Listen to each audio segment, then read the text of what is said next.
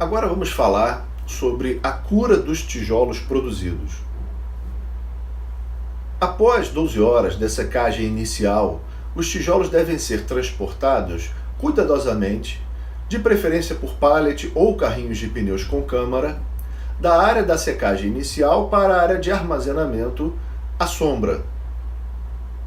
O tijolo ganha resistência por meio do endurecimento do cimento. Esse endurecimento provoca um certo aquecimento e, se não for controlado, pode gerar fissuras nos tijolos. A cura é feita mantendo os tijolos em condições de elevada umidade por no mínimo 7 dias. Deve-se molhar suavemente as pilhas 2 vezes ao dia com um regador que tenha chuveirinho na ponta, e então cobrir com lona plástica para que essa água não evapore. Também pode-se fazer uma cura em câmara úmida, que é um cômodo fechado com nebulização de água, mas esse equipamento é um pouco mais caro de construir. Após 7 dias, deve-se fazer os testes de resistência e absorção. Caso não se atinja a resistência aos 7 dias, essa resistência deve ser verificada aos 14 dias, 21 dias ou 28 dias. Agora vamos falar dos testes após a fabricação dos tijolos, que possuem uma importância muito grande no processo de fabricação. São esses testes que irão dizer se os tijolos estão aptos ou não para serem utilizados. Os testes após a fabricação são ensaios que são realizados basicamente em 2 situações: para verificar o desempenho do traço e para controlar a fabricação de rotina. Os testes após a fabricação são realizados para a idade mínima de 7 dias e são basicamente de 3 tipos: verificação das dimensões dos tijolos, o teste de resistência à compressão e o teste de absorção de água. Para fazer os testes, devem ser retiradas amostras dos tijolos fabricados. O teste de resistência à compressão e o teste de absorção são realizados após a verificação das dimensões da amostra. As principais regras gerais para tijolos com furos em relação às dimensões são as seguintes. Primeiro, a altura menor do que a largura.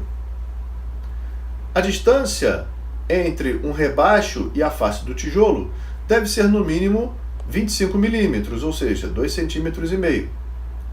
A profundidade de um rebaixo deve ser de no máximo 13 milímetros.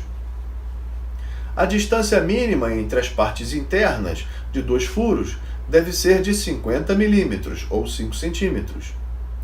Para a execução de alvenarias, os tijolos devem ter também no mínimo 14 dias de idade.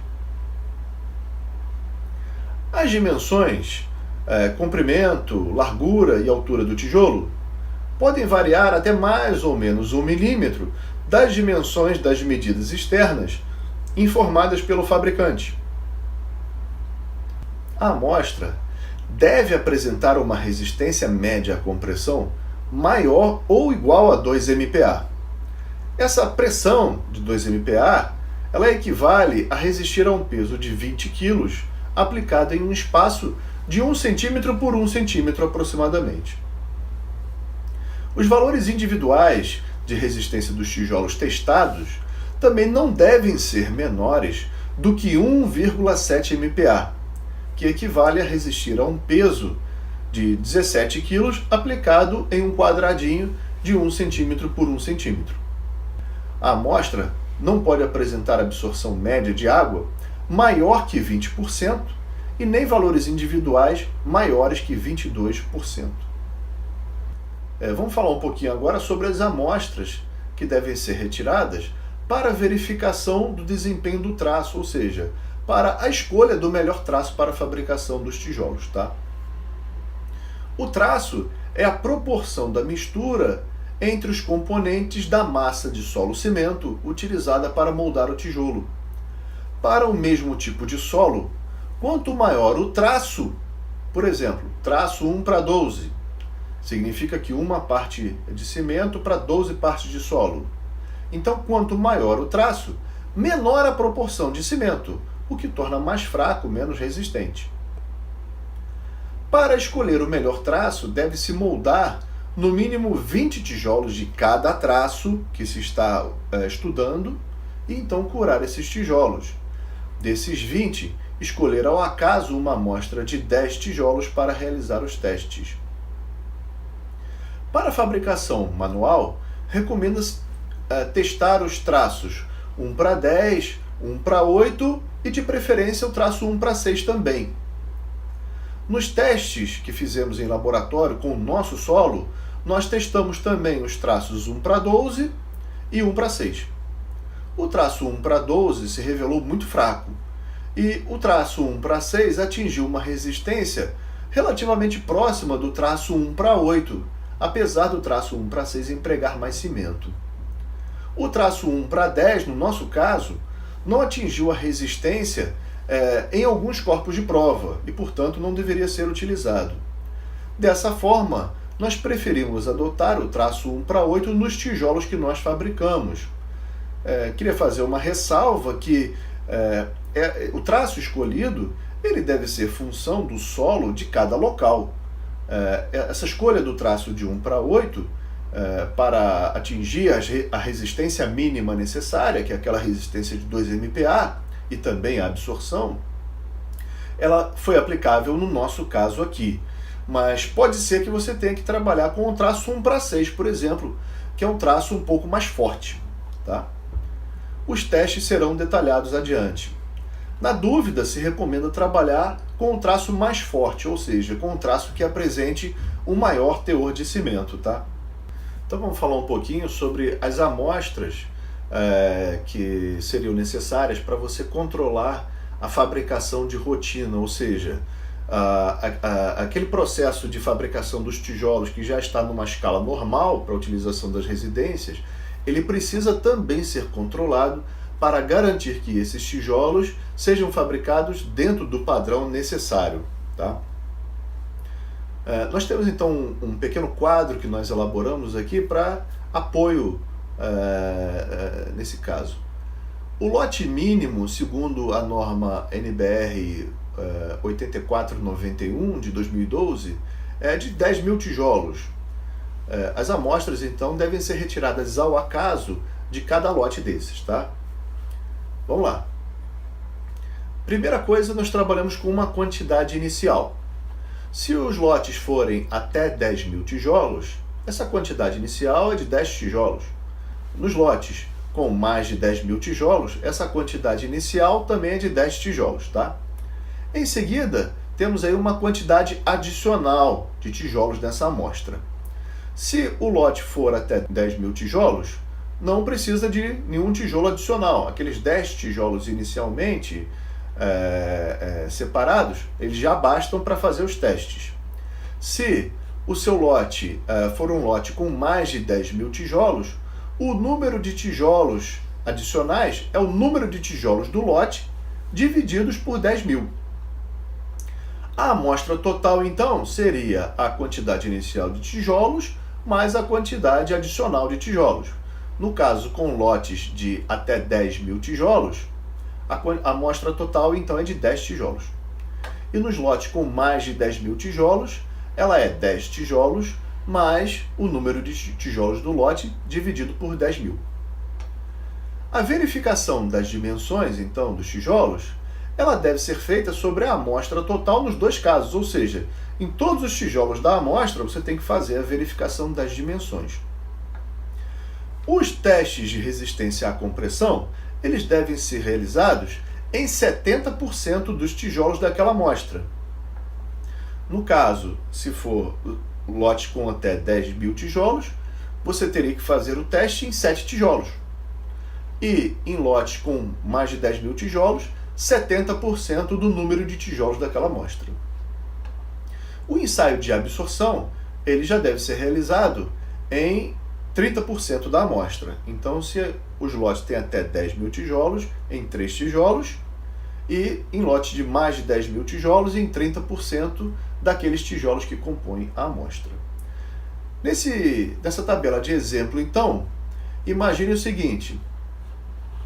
Imagine que eu tenho um lote com 6.000 tijolos e eu tenho um lote com 63.000 tijolos. Dois casos diferentes aí.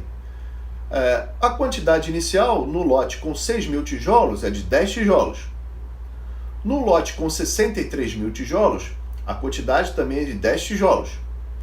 O adicional, no lote menor, de 6.000 tijolos, não tem nenhum tijolo adicional. E no lote com 63.000 tijolos, essa quantidade adicional é 63.000, que é a quantidade de tijolos no lote, dividido por 10.000, ou seja, 6,3. Então, a amostra total seria de 10 tijolos para os lotes com 6.000 tijolos e de 16 tijolos para os lotes com 63.000 tijolos. A verificação das dimensões, então, seria realizada sobre 10 tijolos no lote menor e 16 tijolos no lote maior. A verificação da resistência à compressão no lote menor seria realizada em cima de 7 tijolos e no lote maior em cima de 70% de 16 tijolos, que dá mais ou menos 11 tijolos.